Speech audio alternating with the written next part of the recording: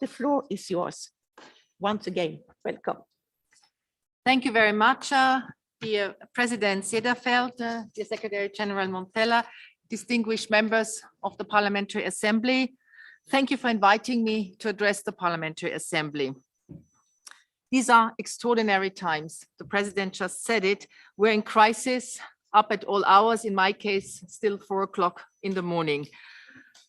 But I still thought it was important for me to be with you this morning, but I will have to ask for your understanding that I will really have to leave after my intervention because I'm really doing crisis management, and I will explain in a moment.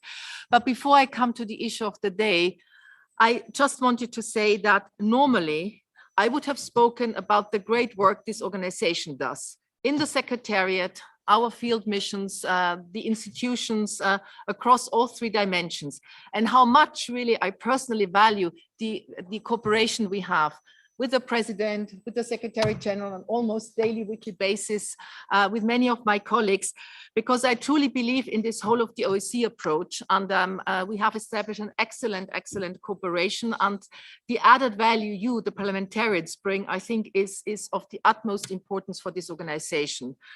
But I will not talk about that because Russia has launched a military action against Ukraine. And together with the chair, you have seen this, we condemned this in the strongest terms. It is counter to Russia's UN obligations. It is counter to Russia's OSCE commitments.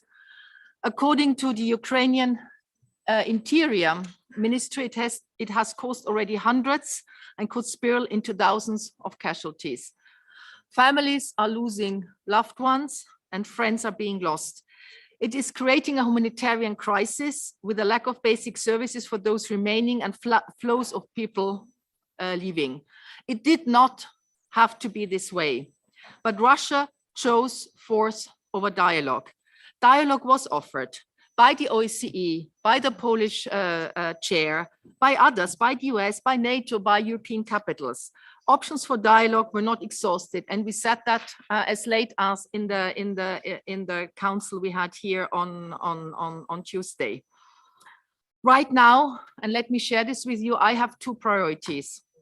First, the safety and security of OSCE personnel in Ukraine. In the Special Monitoring Mission and the Project Coordinator's Office, they are located, as you know, throughout the country.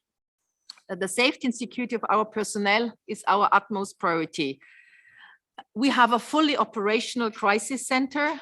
I was in touch with the chief monitor and Henrik Willetsen for the project office several times already this morning, and the mission's well-developed contingency plans are being put in action. My second priority is coordination. We're working around the clock, talking with participating states, international regional organizations, such as the UN, ICRC, EU. In these extraordinary circumstances, the Polish chair, and it was already announced, will convene a reinforced permanent council this afternoon, and many ministers will actually join. And I call on Russia. We are urging them to end this unacceptable military action, to sit at the table and de-escalate. And I'm reminding them of their obligations under international law, under international humanitarian law, including the principle of non-discriminatory targeting civilians. This also pertains to OSCE staff as a civilian mission. Colleagues, we were the first responder in 2014. We have a legacy to be proud of in this country. We promptly established the OSCE Special Monitoring Mission, dedicated men and women, impartial eyes and ears of the international community on the ground throughout the country. Dear colleagues, thanks for your attention, thanks for your support. We are in unprecedented times in Europe's recent memory. The people of Ukraine are in my thoughts, and the OSCE will continue to stand by their side. And let me also say, in challenging times like these, the role of parliamentarians, I think, is more important than ever. So thank you for all your support in this crucial moment. We have to stand together. Thank you.